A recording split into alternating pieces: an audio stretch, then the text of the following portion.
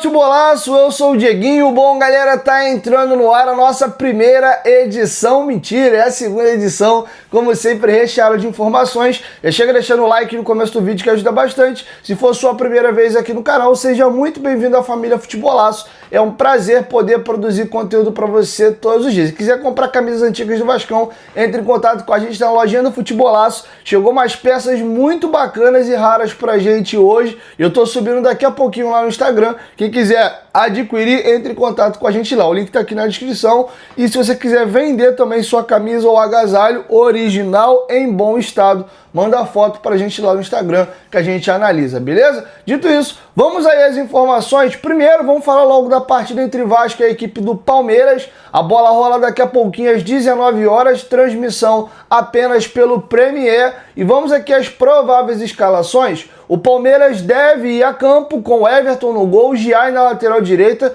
Gustavo Gomes e Murilo na zaga e o Piquerez na lateral esquerda. A dupla de volante, Aníbal Moreno, Andréas Pereira, Andréas Pereira, uma espécie de um 4-2-4 ali, com Rafael Veiga e Felipe Anderson armando a equipe, e no comando do ataque, Vitor Roque e Flaco Lopes. Um 4-4-2, um 4-2-4, é mais um 4-4-2, né? Porque o Anderson e o Veiga são meias, não são pontas, né?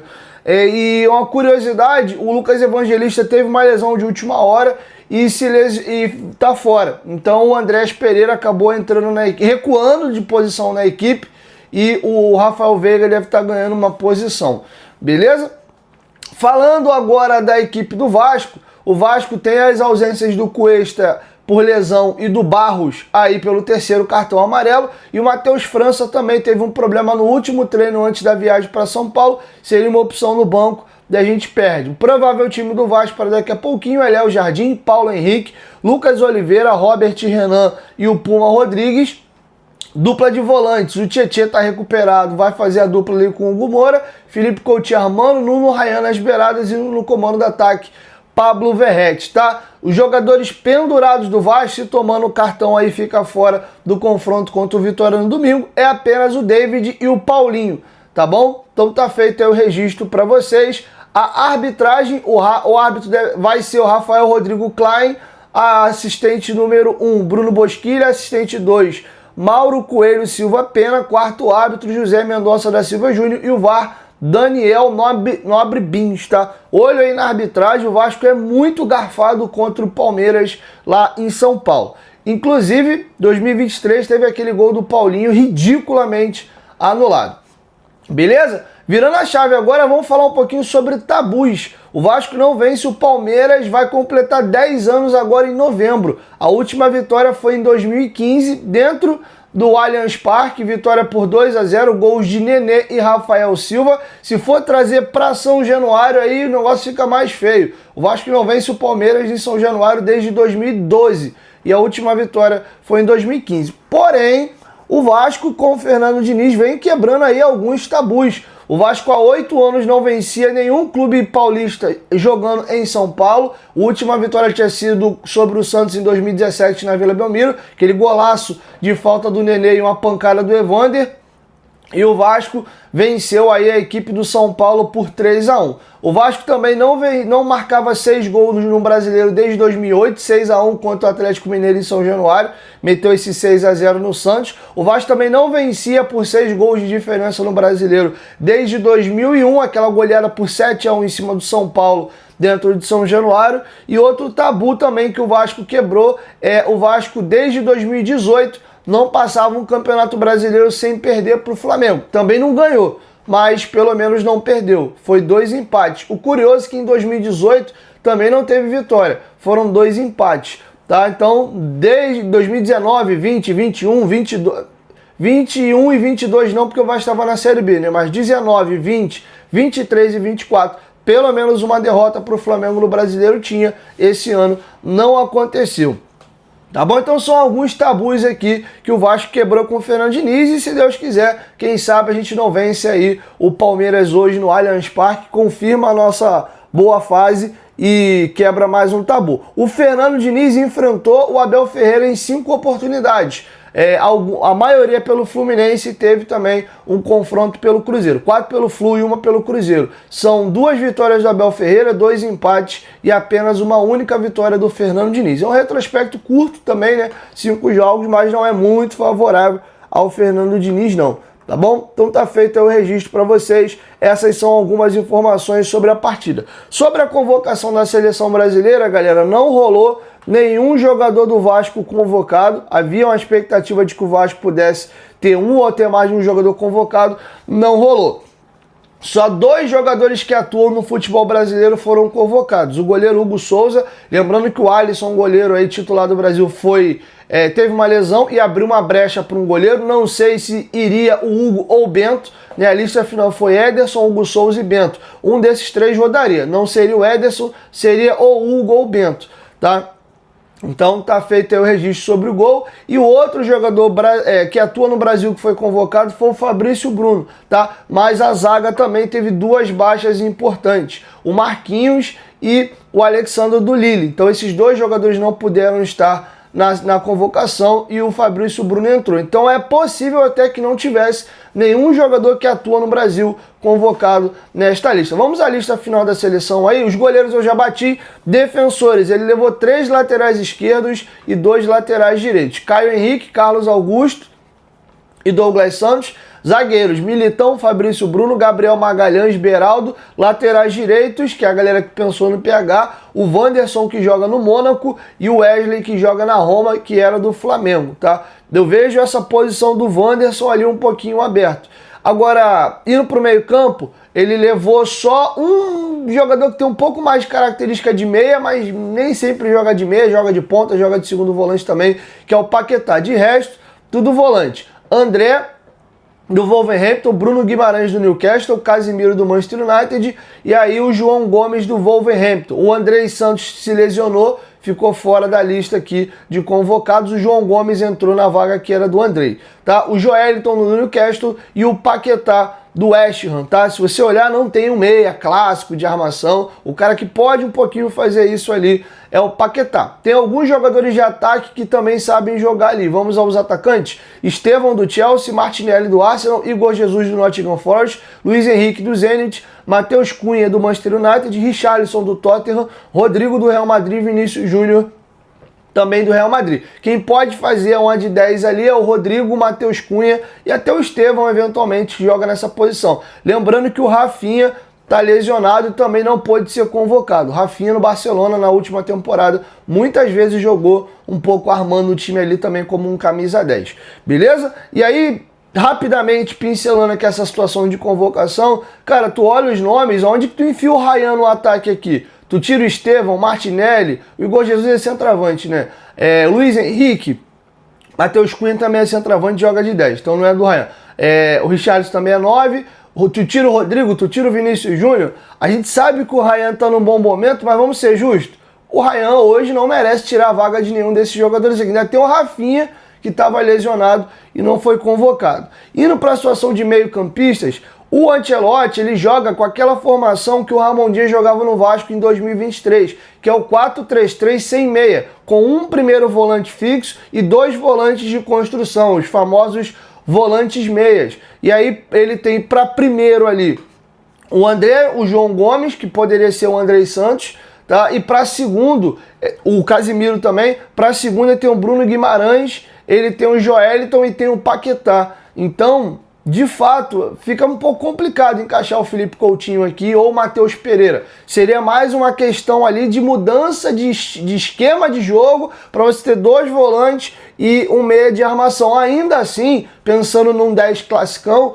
a seleção já tem no elenco lá dessa convocada, fora os foras que a gente tem o Rafinha. A gente já tem ali o Paquetá, a gente tem ali o Matheus Cunha e a gente tem também o próprio Estevão, que está lá, que pode fazer a posição. São jogadores hoje que atuam na Europa no outro nível de enfrentamento. E digamos que esse melhor momento do Coutinho é curto. São apenas 2 meses. E eu vejo o Coutinho jogando bem, jogando bola, mas não vejo o Coutinho jogando aquela coisa assombrosa, absurda, comendo jogos com farofa, aquela coisa pique Neymar 2011 no Brasil. Também não é isso. Ele está jogando muito bem, hoje é um dos melhores meias do futebol brasileiro e é muito importante para o Vasco.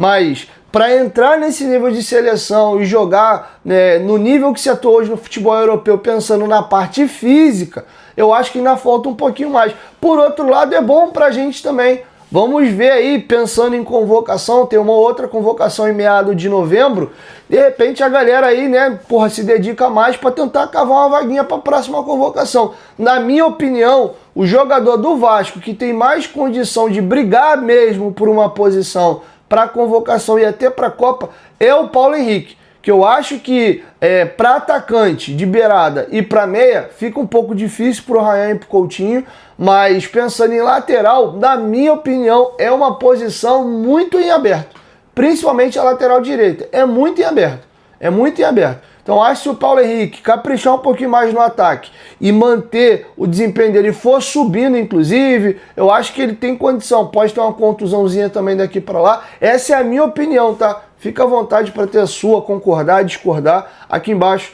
nos comentários. Beleza? E agora, galera, vamos falar de um assunto muito importante. O Vasco fechou um acordo com a Crefisa para pegar aquele empréstimo DIP de 80 milhões de reais, tá? Trouxe para vocês no vídeo anterior que havia ali existe ainda um debate no Ministério Público para a liberação do Vasco pegar esse empréstimo ou não, mas o Vasco fechou já a sua parceira para pegar esse empréstimo e é a Crefisa. Inclusive o GE fez uma matéria e dentro da matéria temos algumas aspas do presidente Pedrinho. Segundo o presidente Pedrinho, o Vasco conversou, segundo a apuração, né, ali do Grupo Globo, o Vasco conversou com mais de 60 empresas e dessas 60, 5 chegaram na listagem final apresentando uma proposta financeira concreta para o Vasco escolher qual era a melhor opção. E segundo o presidente Pedrinho, a empresa que apresentou a melhor proposta foi a Crefisa. Vamos a aspas aqui do presidente Pedrinho. Desde o início do planejamento da recuperação judicial, já estava prevista a necessidade de um empréstimo para ajustar o fluxo de caixa e garantir que o clube pudesse honrar seus compromissos imediatos, com previsão de captação antes de outubro. No entanto, graças aos esforços pautados na responsabilidade financeira, conseguimos adiar essa captação o máximo possível, ganhando tempo para buscar a melhor alternativa no mercado. Com esse objetivo, o Vasco, por meio de seus assessores financeiros, buscou o mercado e interagiu com mais de 60 instituições financeiras. Destas, 40 assinaram os acordos de confidencialidade para discutir e aprofundar os detalhes das possíveis operações. Ao final do processo de negociação, foram recebidas 5 propostas firmes de financiamento, sendo a Crefisa a instituição que apresentou as melhores condições. Além do empréstimo, aí aqui já é uma informação do GE. Além do empréstimo, a empresa também disponibilizou recursos para os projetos incentivados da associação, em uma parceria viabilizada pelo excelente relacionamento que aspas do Pedrinho ainda, que mantenho com o senhor José Lamáquia. Seguimos firmes com responsabilidade e transparência, como sempre nos comprometemos junto à torcida vascaína, ou seja, além de pegar o financiamento para o Vasco organizar o fluxo de caixa, né, nesse período da recuperação judicial, segundo o presidente Pedrinho, pela boa relação que ele tem com o Lamáquia, o Vasco ainda vai captar recursos recursos incentivados aí, que é aquele famoso recurso que uma empresa ela paga para um clube, para uma instituição esportiva, e aquele investimento ou aquele recurso que ela aporta ali é convertido ali, é descontado em débitos fiscais, tá bom? Então, em vez de pagar um tributo, você faz bota um dinheiro ali numa lei de incentivo e bota um dinheiro num esporte e isso é deduzido de impostos que você tem que pagar, tá bom? Então, basicamente isso. Além do empréstimo, a Crefisa vai botar dinheiro, provavelmente nos esportes olímpicos do Vasco. Não sabemos exatamente qual esporte é, futsal, enfim, mas tá feito o registro para vocês. Olha, eu vou abrir isso aqui não é informação não, tá? Não misturam as coisas aí não. Meu feeling, tá? Vou conjecturar uma situação com vocês. Antes de só fazer uma consulta aqui, porque isso me vem na mente aqui. Mandato Leila Pereira Palmeiras. Vamos ver até onde vai. A Leila vai ser presidente do Palmeiras até dezembro de 27, tá? Ou seja, ela tem mais 2 anos à frente do Palmeiras. O Pedrinho, se eleito, a gente tem eleição ano que vem no Vasco. Daqui até o ano que vem, o Pedrinho ainda é presidente do Vasco. Em 26, teremos eleições aí presidenciais no Vasco.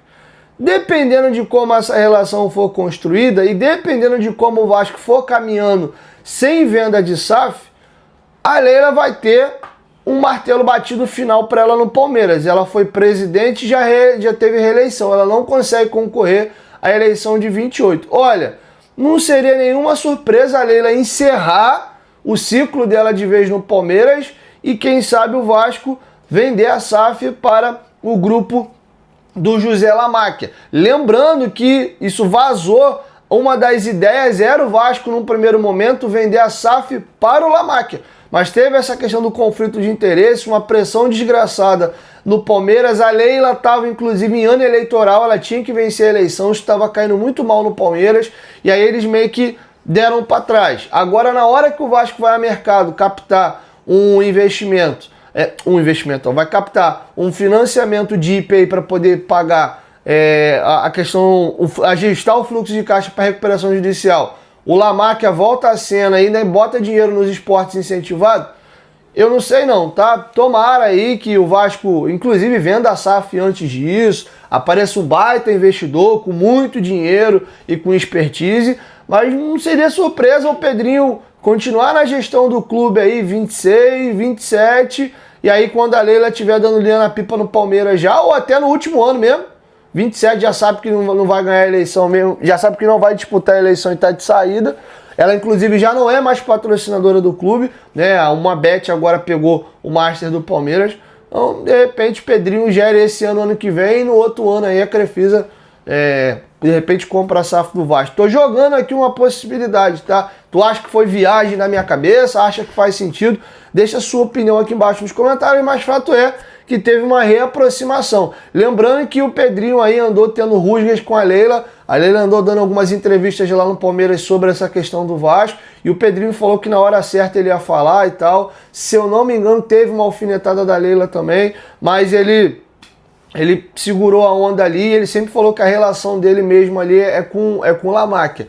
Então fica essa coisa meio que passando aí pelo horizonte, beleza? Então, galera, é isso, essas são as informações que eu tinha para trazer para vocês nesse vídeo, e logo mais eu chego aí com o nosso tradicional pós-jogo. Espero eu com uma vitória do Colossal da Colina, quebrando mais um tabu, Vascão disparando aí na tabela, ou de repente até um empatezinho, vou ficar satisfeito. É um baita time do Palmeiras, a gente ainda perdeu duas peças-chave do nosso sistema defensivo, e mais uma oportunidade para o seu Lucas Oliveira provar aí que quem sabe tá vivendo um novo momento aí com a chegada do Diniz. Ele fez um baita jogo contra o Flamengo, entrou numa furadaça ali ainda no primeiro tempo, com 30 e poucos minutos, e foi um dínamo, cara. Jogou muito bem, vai ter mais uma oportunidade, e na minha opinião, um jogo mais difícil. Porque, bem ou mal, né? Clássico, nivela um pouco as coisas, joga no Maracanã. Agora não é clássico, é um clássico nacional, né? Mas não é aquele clássico estadual. E é o jogo na casa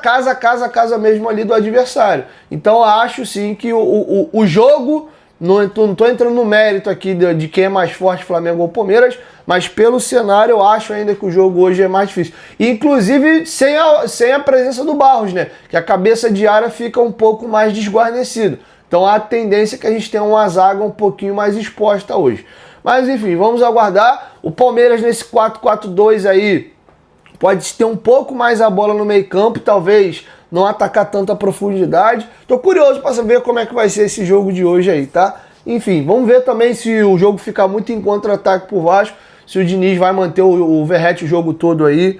Acho que era um jogo interessante pra gente começar com um time mais móvel e pensando em jogar no erro e no espaço nas costas do Palmeiras. Mas é isso. Que Deus abençoe o Vascão e que a gente faça um bom jogo mais tarde. Beijo no seu coração, saudações vascaínas. Tamo junto.